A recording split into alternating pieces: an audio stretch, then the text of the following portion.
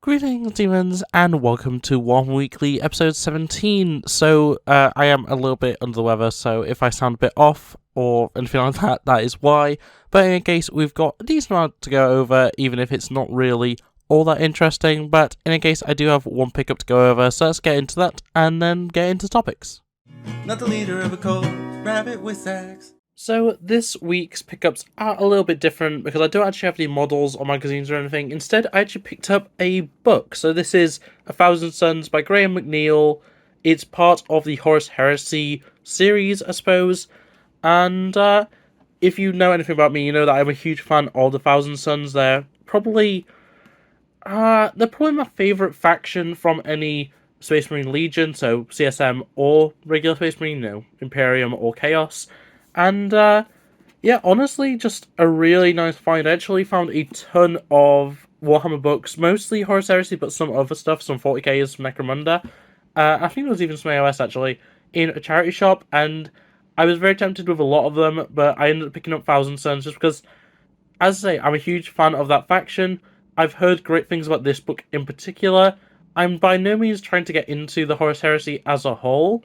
I've listened to a few of the audio dramas in part. I haven't finished any of them, but I'm very much looking forward to reading this.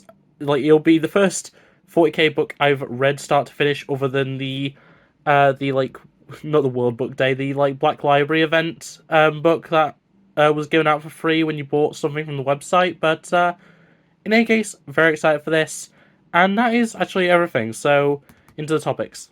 And starting off with the topics, it is, of course, a new month. It is June, and that means there are new monthly models. That's right, plural. And that is because we're getting both a Saurus Warrior on the 3rd of June and a Termagant on the 24th of June. So, obviously, the Saurus Warrior is one of the new Seraphon units that released very recently. And the Termagant, they use what I think is the new picture, but I have a feeling, based off the fact it's pushed to fit, it's going to be one of the older Termagant models.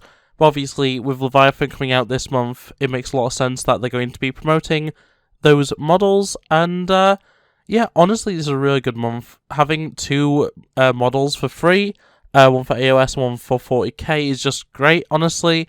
Especially with, both of them being very new relevant models. One for Seraphon and one for Tyranids, two factions that have been pushed heavily recently. And two factions that I personally really do enjoy, so very cool with that. Of course, with every month we also get a collectible coin, and this time it is the Tyranids collectible coin, once again available from the 3rd of June. And yeah, it's a nice Tyranids coin. It's like the 3rd or 4th one of these that we've actually had that's been Tyranid themed, though this is just a more generic coin compared to some of the others that have been more specific to certain factions within the Tyranids. But yeah, very cool to be getting two models. The coin is very nice, and yeah, make sure to go down to your local Warhammer store and get them whenever you're available to. Moving on, and I'm not going to go into too much detail with this, but we have got the full release for the 10th edition rules.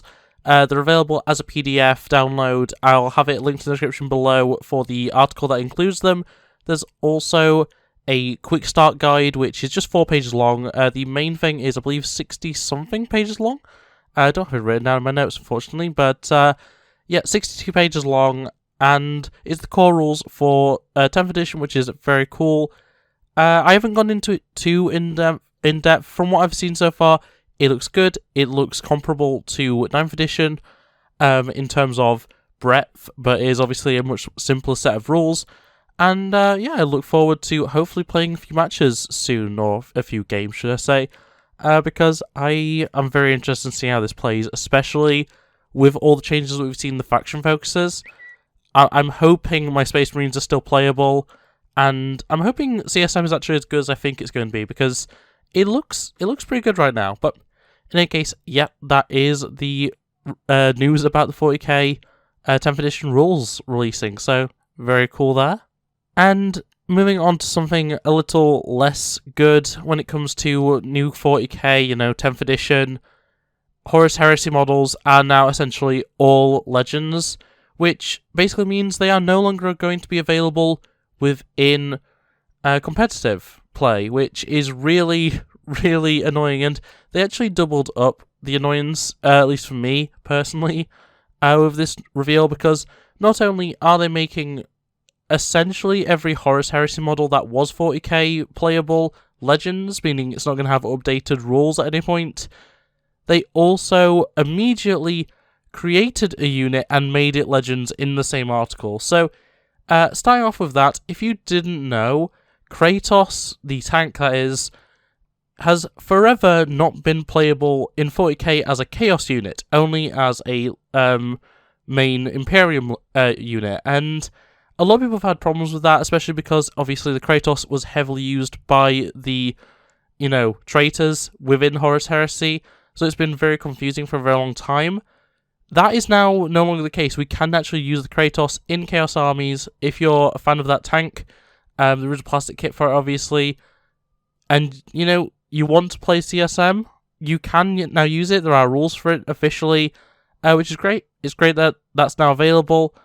However, the Kratos, along with a bunch of other units which I'm going to get into, is now Legends, meaning even the CSM version of it is not going to be updated at all in terms of rules, and generally just isn't going to be an accessible unit in terms of 40k.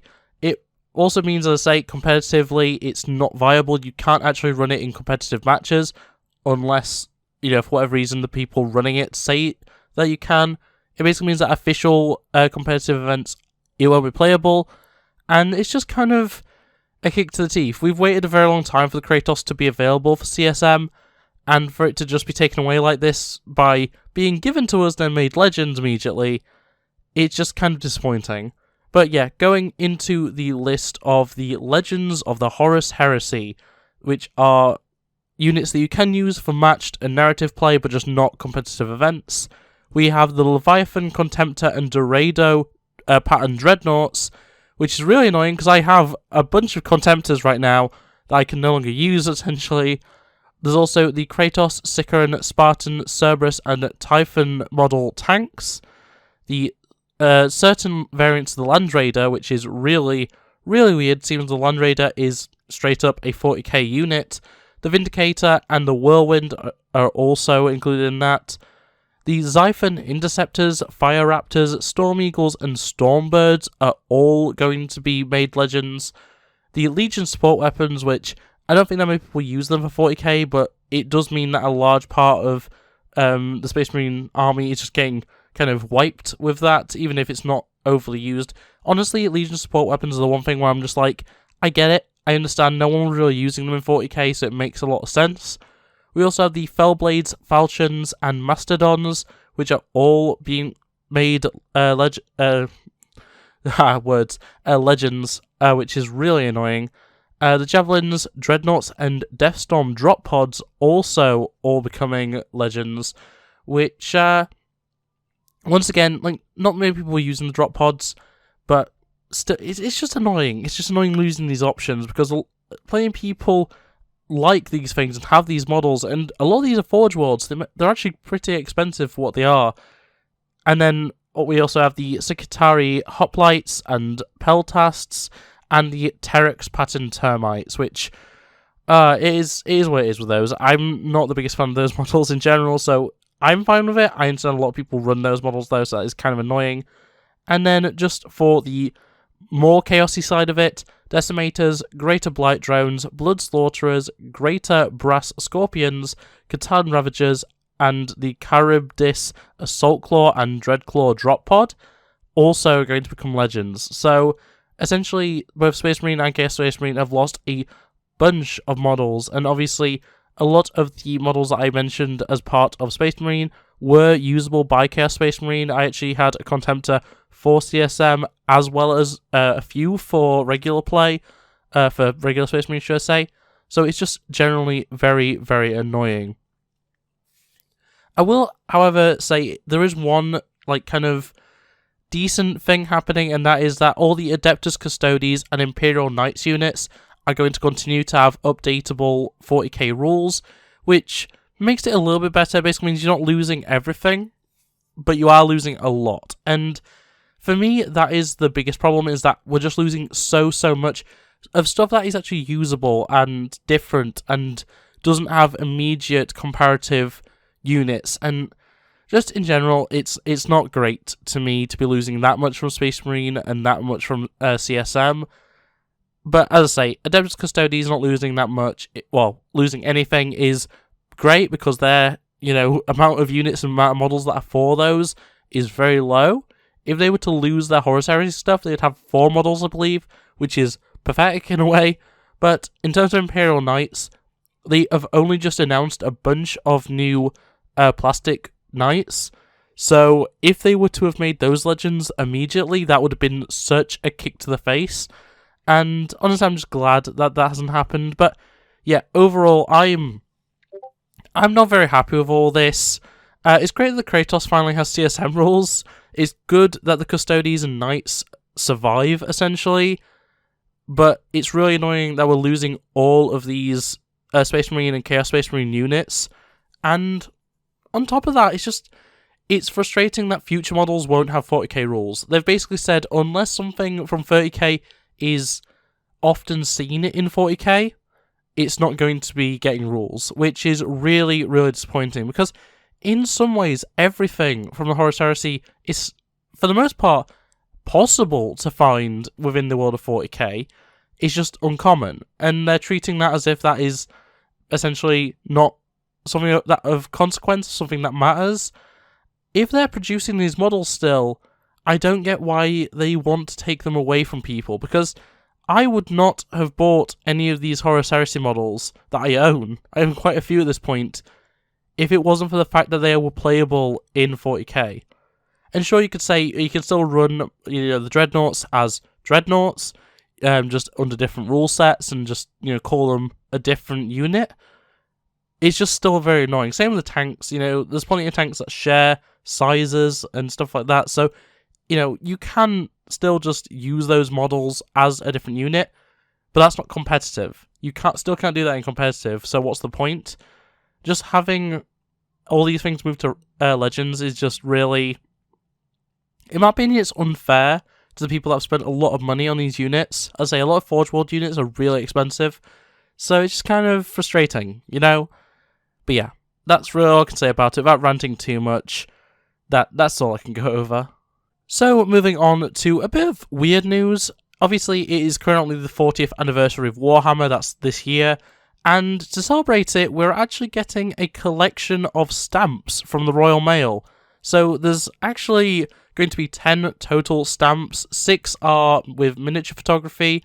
We've got the Stormcast Eternals, Space Marines, Orcs, Slaves to Darkness, the High Elves from Old World, as well as the Dwarfs from Old World, and yeah, overall just a very nice selection of stamps. Obviously, the Space Marines are Ultramarines, the Orcs, I believe, are Commandos, I'm not completely sure, but yeah, still a very nice selection. And then we also have 4 which are book cover art stamps, and from that we have Idstrata, I think, the Celestial Spear. We have the Rogue Trader cover with that beautiful Space Marine art. We've got the Emperor of Mankind, and we've got the Battle for Skull Pass, which, just a nice selection, honestly, from, Age of Sigmar, 40k, Horus Heresy, and Old World, which we don't see anything Horus Heresy in the model stamps, so it's actually pretty cool that that's represented in the, designs for the art.